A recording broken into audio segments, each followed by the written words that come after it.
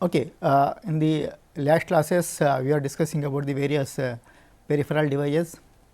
So, initially we started with 8255, the programmable peripheral interface, then we discussed about programmable interval timer 8254, then programmable interrupt controller 8259, then programmable DMA controller 8237. The next programmable device is programmable communication interface.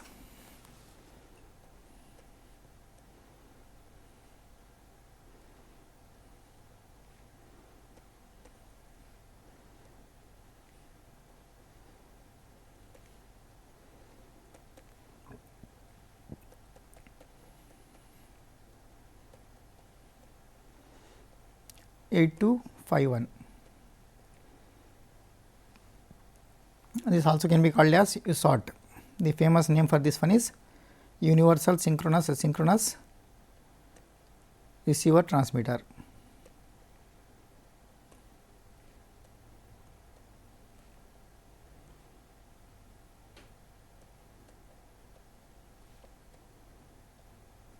Asynchronous receiver transmitter.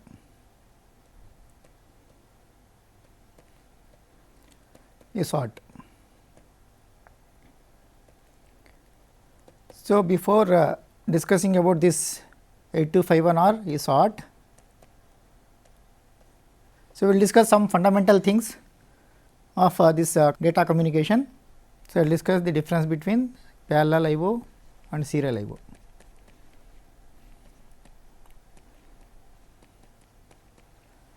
So, if you take a microprocessor is a parallel device.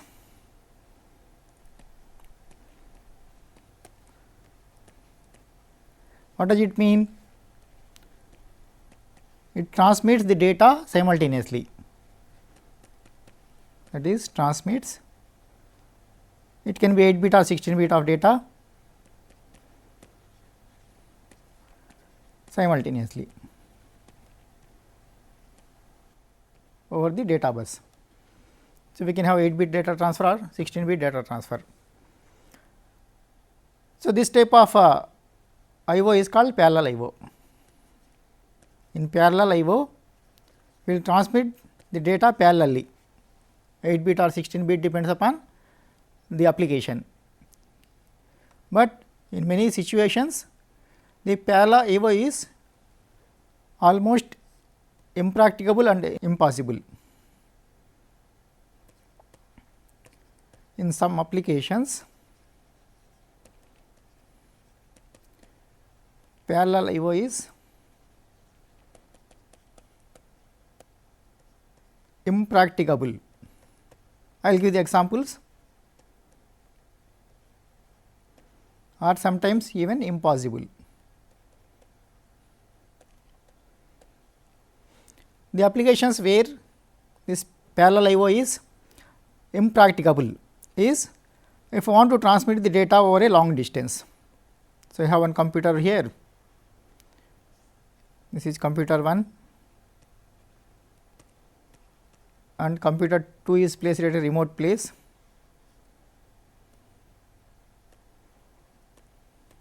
So, I want to transmit 8 bit of the data parallelly. So, I need 8 lines, each a line will carry 1 bit of information. So, I need to connect total 8 lines.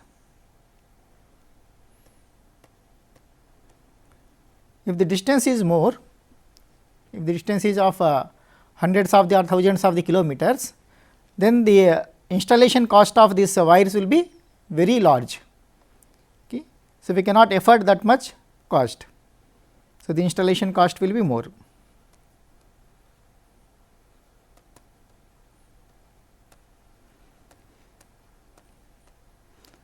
So, this is somewhat impracticable.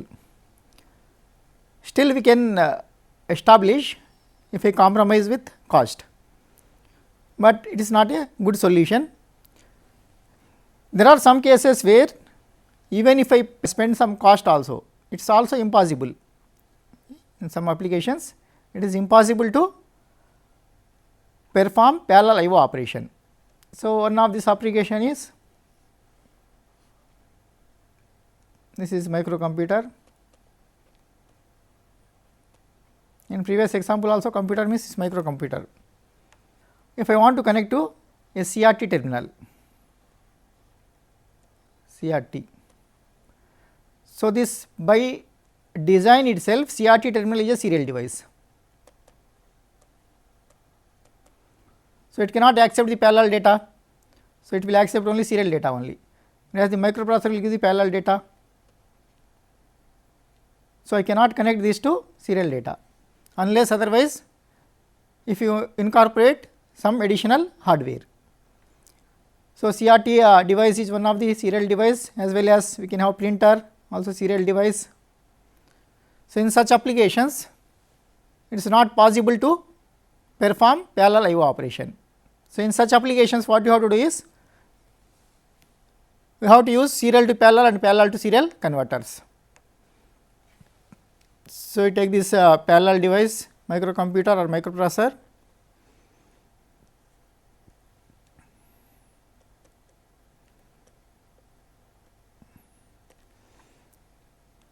So, you take the parallel data,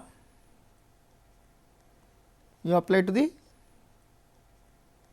parallel to serial converter.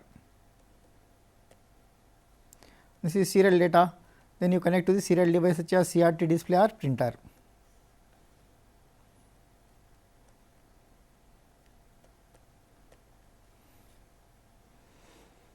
Okay. So, you see how you can perform this.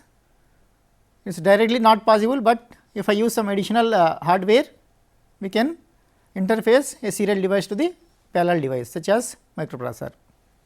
So, this type of this serial communication, this is serial communication, we can also call as serial IO. In serial IO, we are going to send one bit at a time. Serial IO means one bit is transmitted at a time.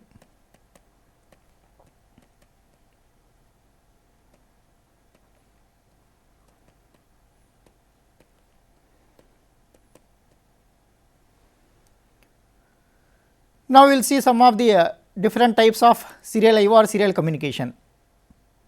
So, the communication where the serial type of operation will take place, we can also call as serial communication.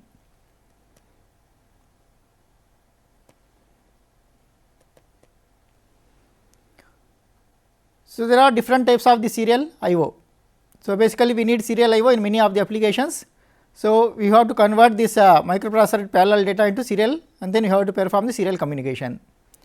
So, serial communication can be broadly classified, serial IO or serial communication.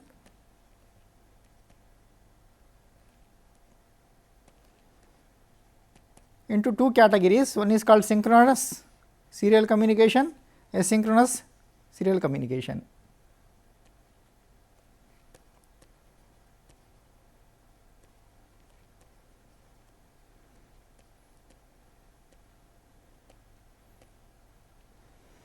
As the name implies in synchronous, the transmitter and receiver.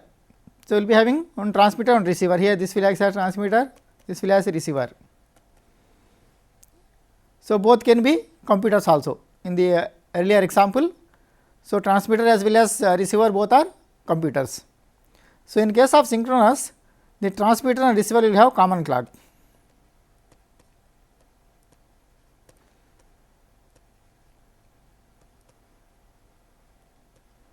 So, because of that all the operations will be synchronized.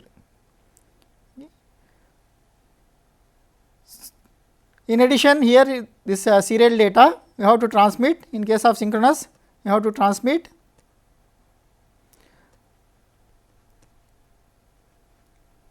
some synchronizing bits also.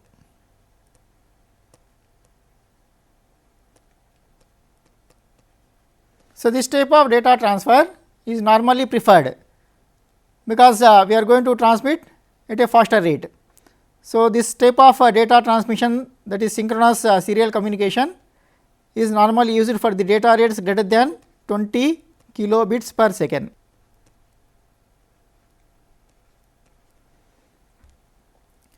So, I will explain this with examples also, whereas in case of asynchronous, the clock is different for transmitter and receiver.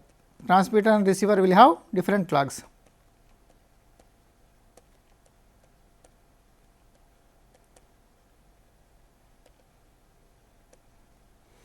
As a result of that, because the speeds are different now, so we need to transmit here start and stop bits.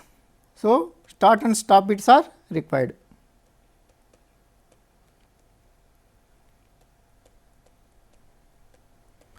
Where the data starts, where the data ends. So, you have to transmit in addition to the actual information, you have to transmit some additional bits called as start and stop bits.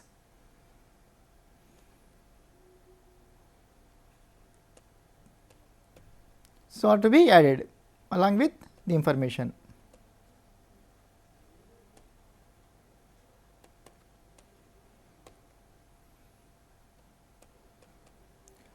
So, because of this start and stop bits, so the process becomes slower. So, this will be normally used for data rates less than 20 kilobits per second. So, if you want to explain in detail of the synchronous and asynchronous data transfers. So, in case of synchronous data transfer,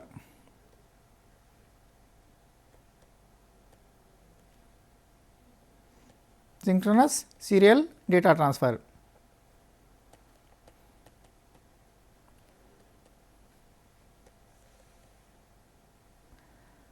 So, we have one transmitter, one receiver,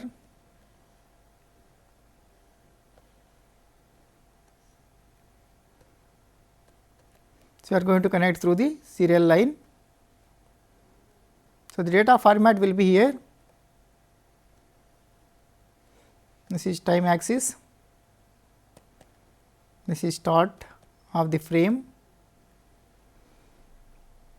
So, you have to use some synchronous pulses before the data to be transmitted.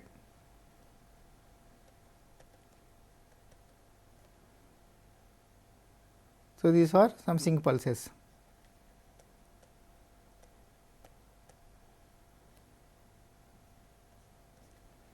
Then this will be transmitted by data. This is data. So, this type of data transfer is faster because both will be operated at same clock. This is important. Both devices will operate at same clock.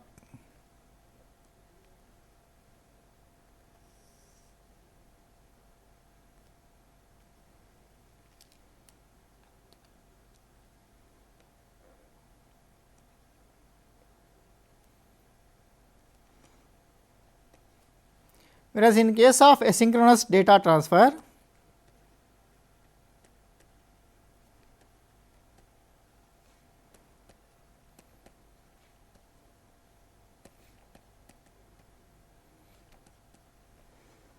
so both transmitter and receiver will be connected by a serial line, because this is serial communication.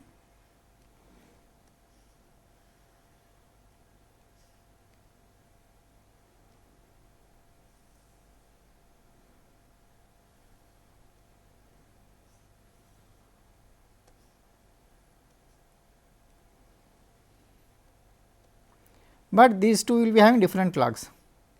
This is clock 1 transmitter clock, this will operate at some other clock, clock 2. This is the main difference between synchronous and asynchronous serial data transfer.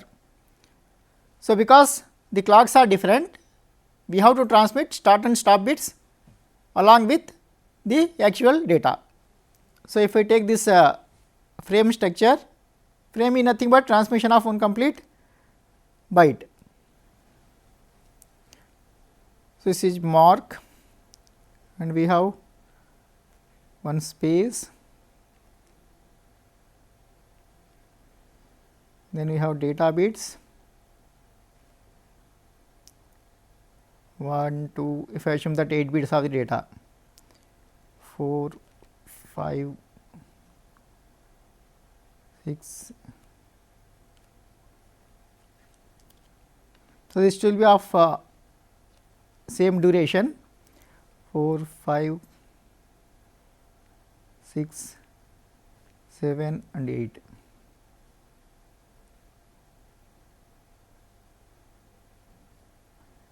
Then this will be high for 2 clock periods.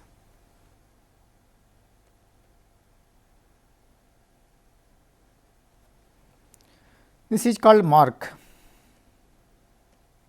this is called space. Normally logic 0 is represented by space, logic 1 by mark. So, this first mark represent that. So, if the transmitter does not send any information, if transmitter does not send any information,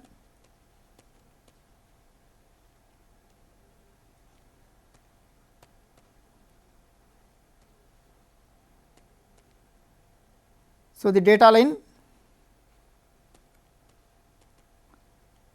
will be in mask position.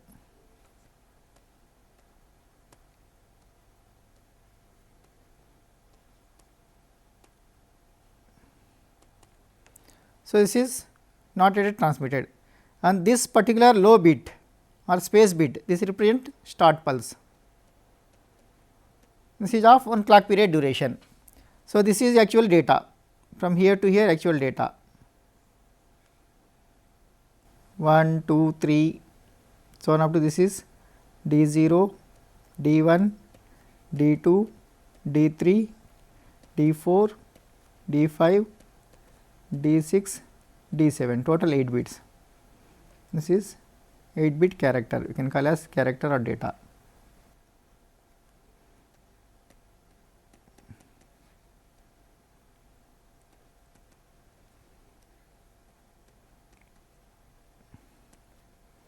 And there are 2 high signal, this is mask.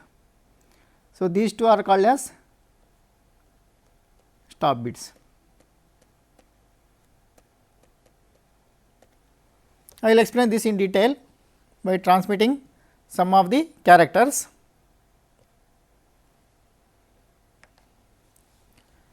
So, the format, data format is normally the type of the data that will be sent through the serial link will be ASCII. The data format will be one of the commonly used data format is ASCII. This I have already explained, American Standard Code for Information Interchange. So, in this is a 7 bit code, but will represent with 8 bits. So, 0 to 9 decimal will be represented by 30H to 39H. Similarly, capital letters A to Z will be represented by 41H to 5AH, total 26 letters. Similarly, some special symbols will be having some specific codes. So, normally we will use 8 bits. So, 9 means if you want to transmit 9 is 0011 1001, we will transmit these 8 bits. Suppose if I want to transmit say 49H, this is correspond to one of the letters. So, this is 41 is A, 42 is B. So, this 41H is correspond to one of the alphabets. So, this is nothing but 0, 100, 1001. So, what is the format that you have to send, and you have to assume this depends upon your serial interface, the standards.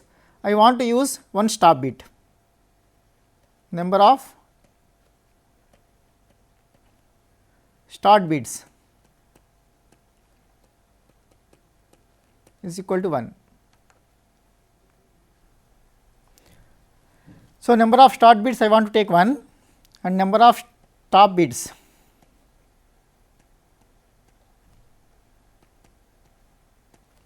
I want to take 2. So, start bit will be normally space and stop bit will be represented by mark. So, what is the format that you have to send now for 49H, format of 49H. So, first one is initially without transmitting the data mark. So, this is the point where I am just starting the transmission of the data. this will be 1 clock period duration. If you assume that this is the clock duration, I will come to this clock duration. What should be the clock duration?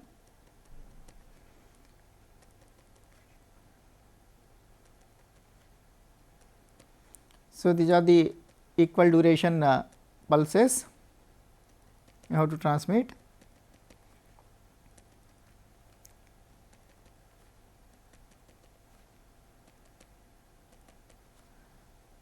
So, this is space which represents one start bit. Then 49H is equivalent to 0 1 0 0 1 0 0 1. So, the first bit is also 0. So, we can transmit 0, this is first bit 0, from here to here ASCII 49.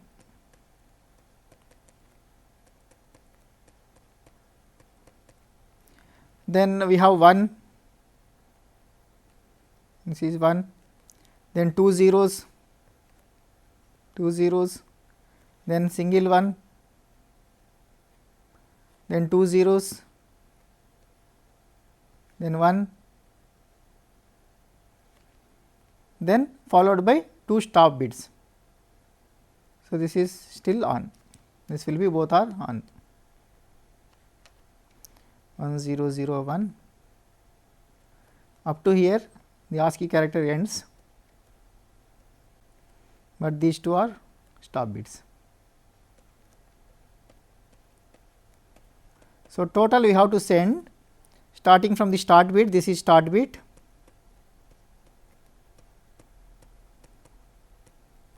so total from here to here total 11 bits is called one frame.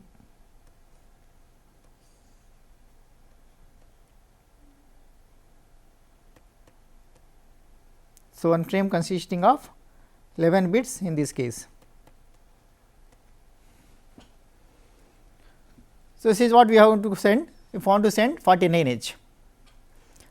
Now, the rate at which the bits will be transmitted decided by the duration of this clock signal. These durations are same. So, what is this duration? That will be decided by the rate at which the bits will be transmitted from the transmitter. This is transmitter, this is receiver. So, what is the rate at which we are going to transmit the bits? 0, 1, 0, something. So, the rate at which you are transmitting, the same rate you have to operate the receiver also, otherwise there will be some errors. Okay. So, the rate at which we are going to transmit the bits is called baud rate. This is one of the important parameter. Baud rate is defined as the number of bits transmitted per second.